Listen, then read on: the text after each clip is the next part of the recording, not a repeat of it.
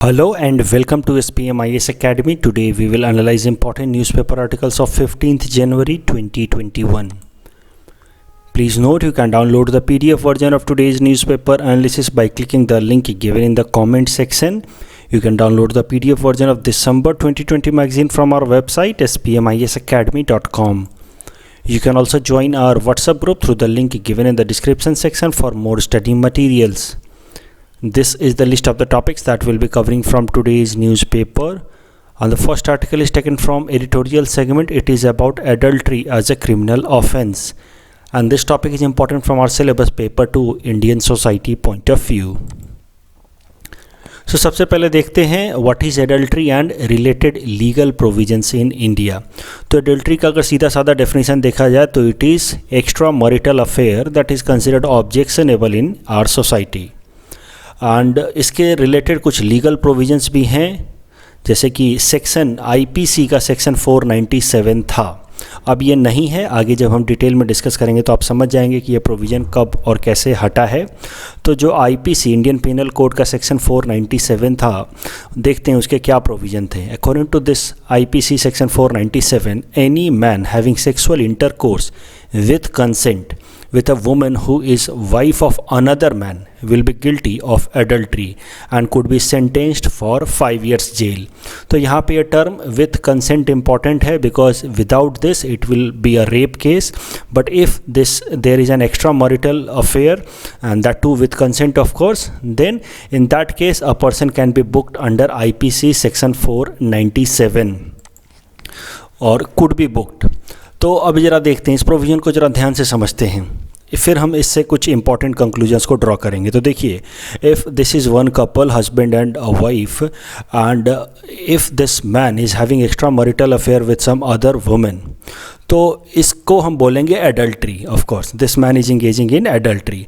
और अगर इस वुमन का एक हस्बैंड है, मतलब if this woman is also married, तो अब इस इंसान के अगेंस्ट जो एडल्ट्री में इंगेज हो रहा है उसके अगेंस्ट बस ये दूसरा इंसान जो हस्बैंड होगा इस वुमेन का who is also engaged in adultery, ये आदमी, ये इंसान, he can sue this person in the court under IPC section 497. So only the husband of the woman engaged in adultery could file a complaint against the man in affair with his wife. देखिए, अगर एक तरीके से आप समझे तो अगर ये adultery एक ऑफेंस है तो ये ऑफेंस तो ये अकेले तो नहीं कर रहा, ये भी कर रहे हैं और ये वुमेन भी कर रही है. ये मुद्दा ये है कि केस बस इस इंसान के खिलाफ हो सकता है, इस वुमेन के अगेंस्ट नहीं हो सकता. और इस इंसान के खिलाफ भी केस इसकी वाइफ नहीं कर सकती. इस इंसान के खिलाफ भी केस करेगा कौन? तो वो वुमन का हस्बैंड जिसके साथ ये एक्स्ट्रा मैरिटल अफेयर में है. And no case could be registered against the women who is in extra marital affair. तो ज़रा देखते हैं कि क्यों जो वुमेन है जिसने एक्स्ट्रा मैरिटल अफेयर में इंगेज है उसके अगेंस्ट कोई केस रजिस्टर क्यों नहीं किया जा सकता था according to IPC section 497. Because of the apprehension of misuse. ऐसा माना जाता है कि इंडियन सोसाइटी काफ़ी पैट्रियार्कल है और इंडियन सोसाइटी में अगर वुमेन के अगेंस्ट भी इस तरह के सेक्शंस को इन्फोर्स कराया गया तो उसका मिसयूज हो सकता है. बहुत सारे वुमेन को इस तरह के एलिगेशंस लगा करके उनको डोमेस्टिक वायलेंस के अंतर्गत उनको सब्जुगेट किया जा सकता है. देखिए, फॉर एग्जांपल एक वुमेन मान लीजिए कि वो एडल्ट्री में एंगेज नहीं भी है, तब भी जिस तरह का पैट्रियार्कल सेटअप है, जो उसकी फैमिली है, जो उसके इन लॉज की फैमिली है, जो उसका हस्बैंड है, ऐसा कर सकता है कि उसको धमकी दे कि देखो मैं तुम्हारे ऊपर इल्ज़ाम लगा सकता हूँ एडल्ट्री का, तुम्हें जेल भिजवा सकता हूँ. और इस तरीके से वो थ्रेटन कर सकते हैं और इस तरीके से वो सब्जुगेट कर सकते हैं वुमेन को, उसको डोमेस्टिक वायलेंस टू सब के लिए सब्जेक्ट भी कर सकते हैं. तो ये सब एप्रीहेंशन को ध्यान में रखते हुए कंसिडरिंग द पैट्रियार्कल सेटअप, ये हमारे जो लॉ मेकर्स थे उन्होंने आईपीसी सेक्शन 497 में जो वुमेन है उनको बिल्कुल फ्री कर दिया. मतलब this law is not gender neutral, it can be applied only against the man engaged in adultery. क्योंकि वुमेन का अगर अलाउ भी कर दिया तो उसका मिसयूज हो सकता है. वुमेन अगर इंगेज ना भी हो एडल्ट्री में तब भी उसके खिलाफ इसका प्रैक्टिस किया जा सकता है और यही कारण है कि वुमेन को इससे फ्री रखा गया है. लेकिन इसी प्रोविज़न को चैलेंज किया गया सुप्रीम कोर्ट में in Joseph Shine versus Union of India case 2019 में. तो सुप्रीम कोर्ट में जिन दो ग्राउंड्स पे इसको चैलेंज किया गया है वो जरा समझते हैं. पहला ग्राउंड है that it violated women's right to equality guaranteed under article 14 and 15. तो राइट टू इक्वालिटी का वायलेशन कैसे है जरा देखिए.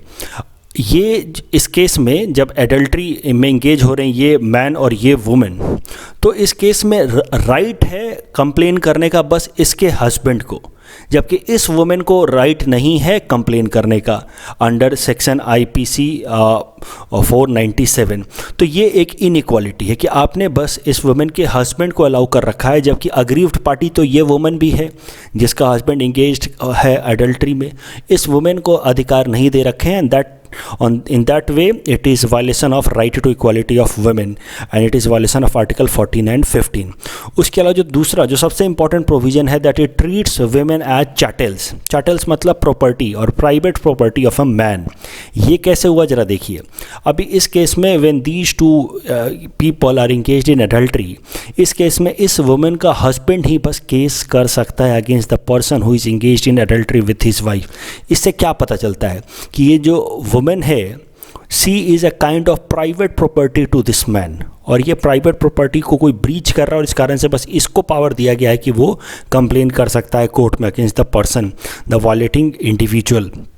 इस वुमेन को कोई अधिकार नहीं है, जबकि अग्रीव्ड पार्टी तो ये भी है, इसके खिलाफ भी तो समझो तो एक तरीके से इसके राइट्स हैम्पर हो रहे हैं when her husband is engage in adultery. इसके पास भी पावर होना चाहिए कि ये इस वुमेन के अगेंस्ट केस रजिस्टर कर सके, लेकिन ये पावर नहीं दिया गया है। बस पावर दिया गया है या फिर राइट्स दिए गए हैं इस मैन को। सो इन दिस वे दो तरीके से इसको चैलेंज किया गया, एक तो वुमेन की राइट टू इक्वालिटी और दूसरा इस तरीके से इस लॉ को बनाया गया है। इससे ये अपीयर होता है कि women are kind of private property और चैटल टू मैन। और यही कारण है कि सुप्रीम कोर्ट ने इस Joseph Shine versus Union of India case 2018 में इस आईपीसी सेक्शन 497 को डिक्रिमिनलाइज कर दिया, इसको अनकॉन्स्टिट्यूशनल बताया, बोला कि it is not valid according to the constitutional provisions.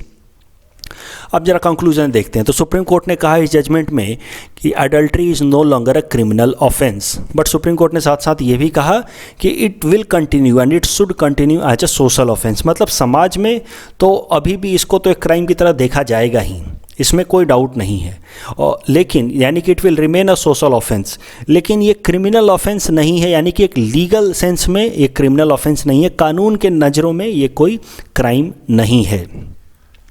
और सुप्रीम कोर्ट ने यह भी कहा कि it is matter of individuals choice, right to privacy भी अब सुप्रीम कोर्ट ने पुट्टास्वामी जजमेंट 2017 में दे दिया था।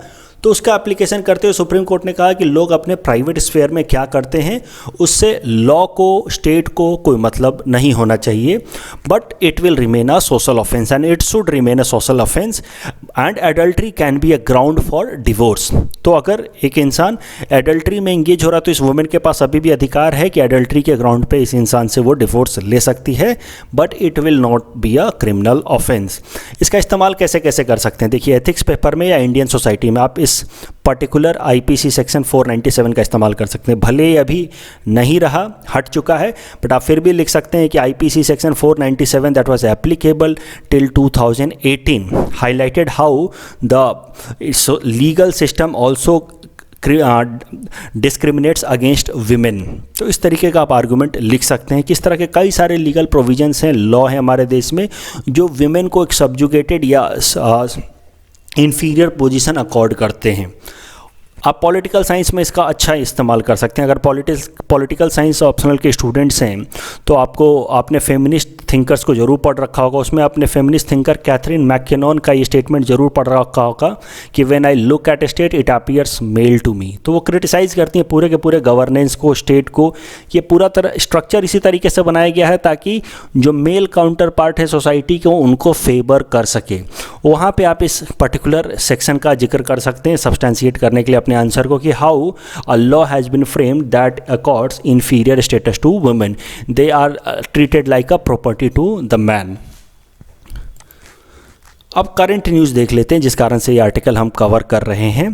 तो हाल फिलहाल में मिनिस्ट्री ऑफ डिफेंस ने एक एप्लीकेशन सबमिट की है सुप्रीम कोर्ट में, जिसमें उन्होंने रिक्वेस्ट किया है सुप्रीम कोर्ट को कि adultery should be remain a punishable offence in armed forces. तो जो लोग भी आर्मी के लोग हैं उन लोगों के लिए और उनकी फैमिली यानी कि उनकी वाइफ्स के लिए, या फिर अगर कोई वीमेन आर्मी ऑफिसर है तो उनके हस्बैंड के लिए ये एडल्ट्री एक पनिशेबल ऑफेंस रखा जाना चाहिए। अभी ये इन्होंने रिक्वेस्ट एक पटिशन फाइल की है सुप्रीम कोर्ट में और सुप्रीम कोर्ट ने इसको पटिशन को एक्सेप्ट भी कर लिया है। फ्यूचर में आगे इस पर सुप्रीम कोर्ट अपना डिसीजन सुनाएगी। अब जरा देखते हैं कि क्या आर्गुमेंट दिया गया है बिहाइंड दिस पटिशन। तो government told the court that the main reason to let adultery remain a crime in armed forces is that for armed personnel who operate in challenging conditions away from families there is always a concern about the family indulging in an untoward activity. तो इस तरह का argument दिया है कि एक army officer या एक आर्मी का जो जवान होता है वो अपने फैमिली से कई कई महीनों तक दूर रहता है, डिफ़िकल्ट सर्कमस्टांसेज में वो काम करता है, और ऐसे टाइम में अगर एडल्ट्री एक क्रिमिनल ऑफेंस नहीं होगा तो उसके दिमाग में हमेशा एक डर बना रहेगा कि जो उसकी वाइफ है जो who is at back at home वो एडल्ट्री में एंगेज हो सकती है। इस तरह का आर्गुमेंट दिया। Of course this argument is quite retrospective, meaningless, but फिर भी देखते हैं इस पर सुप्रीम कोर्ट क्या अपना जजमेंट सुनाती है।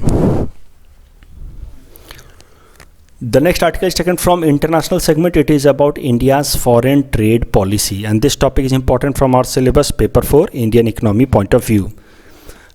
ये न्यूज़ काफ़ी छोटा है, देखते हैं हाल फिलहाल में डेवलपमेंट क्या हुई है। तो पार्लियामेंट की एक consultative committee of ministry of commerce and industry ने हाल फिलहाल में एक मीटिंग की in order to finalise our new foreign trade policy that will be applicable from 2021 to 2026। अब एक बात को आपको बस यहाँ पे समझना है कि देखिए हमारे देश में हर 5 साल पे हमारी फॉरेन ट्रेड पॉलिसी रिवाइज़ की जाती है, और आखिरी जो फॉरेन ट्रेड पॉलिसी रिवाइज़ की गई थी वो 2015 में की गई थी, and that was applicable from 2015 to 2020। और अगली फॉरेन ट्रेड पॉलिसी हमारी बनाई जाने वाली थी 2020 से लेकर के 2025 तक, लेकिन कोरोना वायरस पैंडेमिक के कारण पिछले साल फॉरेन ट्रेड पॉलिसी नहीं बनाई जा सकी, उसको नहीं नया फॉरेन पॉलिसी हम नहीं ला सके, and that is why last year ये फैसला लिया गया कि जो कंटिन्यूइंग फॉरेन पॉलिसी थी उस टाइम की 2015 से 20 तक वाली, उसी को 1 साल के लिए और कंटिन्यू किया जाएगा, एक्सटेंड किया जाएगा। लेकिन अब इस साल 2021 में वापस से हमारी फॉरेन ट्रेड पॉलिसी नई बनाई जाएगी, रिवाइज की जाएगी, and that will be applicable for next 5 years from 2021 to 2026। इसमें कुछ जो चीफ ऑब्जेक्टिव है हमारे देश की फॉरेन पॉलिसी के लिए, इसको आपको फॉरेन ट्रेड पॉलिसी के लिए उसको आपको ध्यान में रखना है।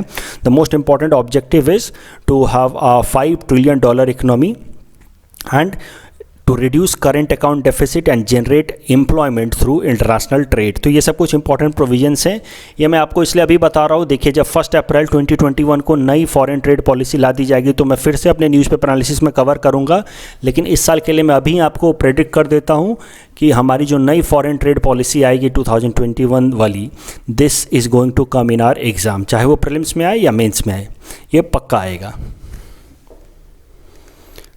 The next article is taken from environment segment. It talks about forest fire in Uttarakhand. This topic is important from our syllabus paper 4 environment point of view. सबसे पहले करंट डेवलपमेंट देखते हैं। हाल फिलहाल में देखो उत्तराखंड और हिमाचल प्रदेश में बहुत सारे फॉरेस्ट फायर आए हैं। अक्टूबर से नवंबर महीने में हिमाचल प्रदेश में फॉरेस्ट फायर थे काफ़ी लार्ज स्केल पे। फिर हाल फिलहाल में हमने देखा है कि उत्तराखंड में फॉरेस्ट फायर्स थे जनवरी महीने में, दिसंबर से लेकर के जनवरी तक में। तो एक बात तो तय है कि forest fires are very common in high altitude area. जो ऊंचाई वाले एरिया होते हैं, पहाड़ी एरिया होते हैं, वहाँ पे फॉरेस्ट फायर्स अक्सर आते रहते हैं। जबकि हमारा कॉमन सेंस उल्टा सजेस्ट करेगा, हमें लगेगा कि जो ऊंचाई वाले एरिया हैं, इस तरह के ऊंचाई वाले एरिया हैं, वहाँ पे फॉरेस्ट फायर कम लगनी चाहिए क्योंकि वहाँ पे नॉर्मली मौसम ठंडा रहता है। Higher you go to the altitude the lesser is the temperature. तो हायर एल्टीट्यूड पे टेम्परेचर कम होता है तो फायर कम लगने चाहिए, लेकिन फायर की फ्रिक्वेंसी, खासकर फॉरेस्ट फायर की फ्रिक्वेंसी हायर एल्टीट्यूड में ज़्यादा है। तो इसके पीछे कारण समझते हैं। देखिए हायर ऑल्टीट्यूड रीजन में कनीफेरस फॉरेस्ट उगते हैं। तो higher altitude region generally the climate supports coniferous forest. Coniferous में भी एक सबसे इंपॉर्टेंट ट्री होता है पाइन ट्री। इस तरह का ट्री, पाइन ट्री, जो क्रिसमस ट्री भी हम जिसको कहते हैं, ये पाइन ट्री काफ़ी उगता है हायर एल्टीट्यूड रीजन में because it is a kind of coniferous forest. और ये पाइन ट्री कैसा होता है कि इसके जो पत्ते होते हैं वो नीडल जैसे पत्ते होते हैं, कांटेदार पत्ते होते हैं। वो जो पत्ते होते हैं उनमें एक तरह का ऑयल निकलता है उनसे, जिसको हम कहते हैं टर्पेंटाइल ऑयल, टर्पेंटाइन ऑयल। और ये टर्पेंटाइन ऑयल में अल्कोहल होता है, जो अल्कोहल काफ़ी इन्फ्लेमेबल होता है, आराम से आग पकड़ लेता है। होता क्या है कि अगर इन पेड़ों को कोई भी उन पर चोट लग जाए, उनमें कोई भी इस तरह का स्क्रैच लग जाए, तो ये जो पाइन ट्री होते हैं एक तरीके का ऑयल रिलीज़ करते हैं, काफ़ी थिक विस्कस लिक्विड रिलीज़ करते हैं, ऑयल रिलीज़ करते हैं, वो है टर्पेंटाइन ऑयल। और ये टर्पेंटाइल ऑयल का पर्पस होता है कि उन पेड़ों को बचा सके from further attack by insects, क्योंकि एक बार कहीं पे भी पेड़ कट जाए तो वहाँ पे और ज़्यादा कीड़े अटैक कर सकते हैं, इंसेक्ट्स अटैक कर सकते हैं। तो अगर पेड़ इस तरह से कट जाए तो वो टर्पेंटाइल ऑयल रिलीज़ करता है। अगर पेड़ के कोई भी लीव्स टूट जाए तो वो लीव्स भी टर्पेंटाइल ऑयल रिलीज़ करते हैं ताकि वो अपने आप को बचा सकें फ्रॉम इंसेक्ट अटैक्स। और लेकिन ये जो टर्पेंटाइन ऑयल होता है that is very much flammable, inflammable, आराम से आग पकड़ लेता है। और यही कारण है कि इस तरह के हायर एल्टीट्यूड वाले एरिया में, हिमाचल प्रदेश में, उत्तराखंड में फ्रीक्वेंटली फॉरेस्ट फायर्स होते रहते हैं। जब भी आप पाइन ट्री को इस तरह से काटेंगे उसमें से टर्पेंटाइल ऑयल निकलेगा। ये टर्पेंटाइन ऑयल का काफ़ी ज़्यादा हमारा यूज भी होता है। It is used for making herbal medicine, जो बहुत सारी होम्योपैथिक जो मेडिसिन होते हैं उसमें टर्पेंटाइन ऑयल का इस्तेमाल होता है, या आयुर्वेदिक में टर्पेंटाइन ऑयल का इस्तेमाल होता है। It is used in paints. और यही कारण है कि इस तरीके से आपने जंगलों में देखा होगा, कभी भी आप अगर फॉरेस्ट में गए होंगे तो इस तरीके से पेड़ों को थोड़ा सा काट करके और यहाँ पे इस तरह का एक कलेक्टिंग वेसल लगा दिया जाता है ताकि आराम से टर्पेंटाइल ऑयल निकलते रहे और इसमें कलेक्ट होता रहे। तो ये इस तरीके से टर्पेंटाइन ऑयल का इस्तेमाल हम करते भी हैं, बट ये ऑयल काफ़ी ज़्यादा इन्फ्लेमेबल होता है। तो ये जब नीडल कभी कभार टूट के गिरता है पाइन ट्री से, और वो अगर समझो कि बिजली के तार पे गिर गया तो वहाँ पे आग लग जाती है। कभी कभार वो बहुत सारे इस तरह के जो पत्ते, गिरे हुए पत्ते, सूखे हुए पत्ते फॉरेस्ट के फ्लोर पे इकट्ठा रहते हैं, और मान लो कि कोई टूरिस्ट गए वहाँ पे और वो रेकलेस तरीके से उन्होंने लाइटर का इस्तेमाल किया या सिगरेट जला करके छोड़ दिया फ्लोर पे, इन पत्तों में तुरंत आग लग जाती है। और जब वो आग लगती है तो it slowly converts into a wide spread forest fire. इस टॉपिक के बेसिस पे हमने आपको ये प्रैक्टिस क्वेश्चन दे रखा है। You can attempt this question and you can submit the answer in the comment section. The next article is taken from culture segment. It is about Makar Sankranti, how Vice President of our country greeted people of our country on Makar Sankranti. This topic is important from our syllabus paper 2 Indian culture point of view. तो ये news अपने आप में important नहीं है। News simply ये कहता है कि vice president greets the nation on the eve of Makar Sankranti and Pongal. लेकिन हम मकर संक्रांति इस दिन का 14 जनवरी दिन का सिग्निफिकेंस जरा समझेंगे। Of course it is a festival day in Hindu calendar and it is held normally on 14th of January every year. एक दिन आगे या पीछे हर जगह इसी सब टाइम पे हम लोग सेलिब्रेट करते हैं हिंदू फेस्टिवल। अलग अलग नामों से इसको जाना जाता है। For example Jammu and Kashmir में it is known as Shishur Sankrant, Lohri in Punjab, Haryana, Himachal Pradesh, Makar Sankrant in Bihar, Jharkhand, Khichdi in Uttar Pradesh, Magh Bihu of course in Assam and other north eastern states, Paush Sankranti in west Bengal, Makar Sankranti in Orissa, Pedda Panduga in Andhra Pradesh, Pongal in Tamil Nadu, ये कम से कम याद रखना, पोंगल इन तमिलनाडु, एंड मकर विलक्कू इन केरला। बाकी हर जगह भी इसको मकर संक्रांति नाम से ही जानते हैं। उत्तरायण नाम से जानते हैं इसको गुजरात और राजस्थान में। अब इस दिन का सिग्निफिकेंस क्या है जरा समझते हैं। What is the significance of this day 14th January. देखो 14th जनवरी को होता क्या, it is the first day of sun's transit into Makar. तो मकर राशि में पहली बार हमारा सन एंटर करता है। So it is associated with Makar और sun's movement and with this there is a starting of longer days. एक बात को तो ध्यान रखो, ये आपने बेसिक ज्योग्राफी में जरूर पढ़ रखा होगा कि कैसे हमारा अर्थ जो है सन के अराउंड रिवॉल्व करता है। और जब हम यहाँ पे पहुँचते हैं 21 दिसंबर को पहुँचते हैं, this is known as winter solstice. Winter solstice में जो नदर्न हेमिस्फेयर में it is the longest night and shortest day. और धीरे धीरे जब हम आगे जाते हैं दिसंबर से जनवरी, फरवरी, तो धीरे धीरे दिन की लंबाई बढ़ने लगती है और रात की लंबाई घटने लगती है। अभी कैसा है, 21 दिसंबर को लगभग रात 15 घंटे की होगी तो दिन बस 9 घंटे का होगा। नदर्न हेमिस्फेयर की मैं बात कर रहा हूँ, इसका एग्जैक्टली उल्टा सदर्न हेमिस्फेयर में होगा। जैसे जैसे आप आगे जाएंगे तो धीरे धीरे होगा क्या कि रातों की लंबाई घटने लगेगी और दिन की लंबाई बढ़ने लगेगी। और जब आप 21 मार्च को पहुंचेंगे तो इट विल इक्विनॉक्स पोजिशन, मतलब दिन और रात दोनों की लंबाई 12 घंटे बिल्कुल बराबर होगी, 12 आवर्स ईच। उसी इस 21 दिसंबर और 21 मार्च के बीच में कहीं पे आता है ये अपना 14 जनवरी। 14 जनवरी मतलब सन यहाँ पे कहीं पे होगा। और जब सन यहाँ पे कहीं पे होता है तो अब आप समझ लो कि पौष महीना ख़त्म हो गया। ऐसा माना जाता है कि अब धीरे धीरे सर्दी ख़त्म हो गई, अब धीरे धीरे रात और ज़्यादा छोटी होने लगेगी, दिन और लंबे होने लगेंगे। लेकिन इस बात का ध्यान रखना कि रात तो 21 दिसंबर से ही छोटी होने लगती है। है। 21 December is consider to be longest night in northern hemisphere, और इसके बाद से धीरे धीरे रात की लंबाई छोटी होने लगती है। 14 जनवरी के बाद मान लेते हैं कि अब पूरी तरह से पॉज खत्म हो गया, रातों की लंबाई काफ़ी हद तक कम हो गई है और अब सर्दी भी धीरे धीरे कम हो जाएगी।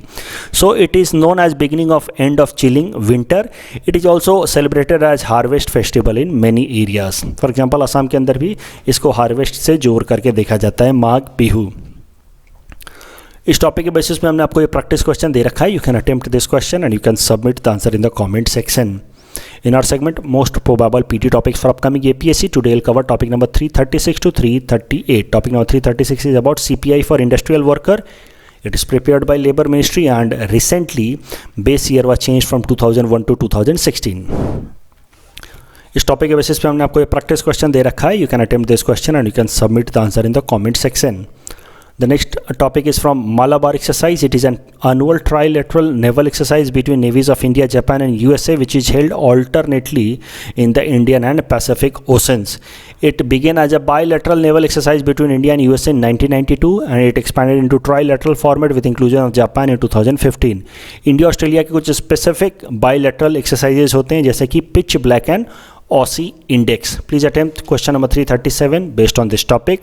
Question number 338 is about APART scheme. It is run by government of Assam with help of support by government of India and a loan received by World Bank. इसका मेन पर्पस होता है कि एग्रीकल्चरल कमोडिटीज़ में value addition को improve कराया जाए। असम के farmers को के अंदर जो भी वो प्रोड्यूस करते हैं उनके प्रोड्यूस में वैल्यू एडिशन लाया जाए। जैसे अगर वीट बनाते हैं तो वीट में और वैल्यू एडिशन करा के उसको बिस्किट बना दिया जाए या ब्रेड बना दिया जाए, इस तरीके से। सो ये APART scheme is being implemented in Assam with help of Assam rural infrastructure agriculture society. Please attempt this question based on topic number 338. This is the answer of question number 333 to 335 that we are given in yesterday's newspaper analysis. Today's question can be attempted by students and you can submit the answer in the comment section. We will be sharing answer of these questions in tomorrow's newspaper analysis. कल जो हमने practice question दिया था उसका answer देख लेते हैं। According to monetary policy framework agreement the CPI should be kept between 6%. If it fails to keep CPI inflation below 6% for 2 consecutive quarters, it should submit a report explaining the reason for the same. This is correct. WPI includes services but CPI does not. This is wrong.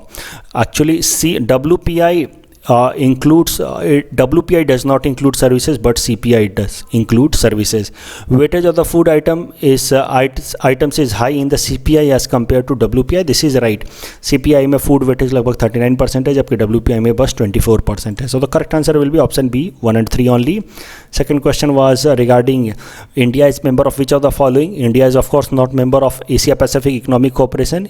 India is of course not member of ASEAN. इसके तो 10 member countries हैं, but India is member of East Asia Summit. So the correct answer will be option B, 3 only. That's all from our side for today. Thanks for watching.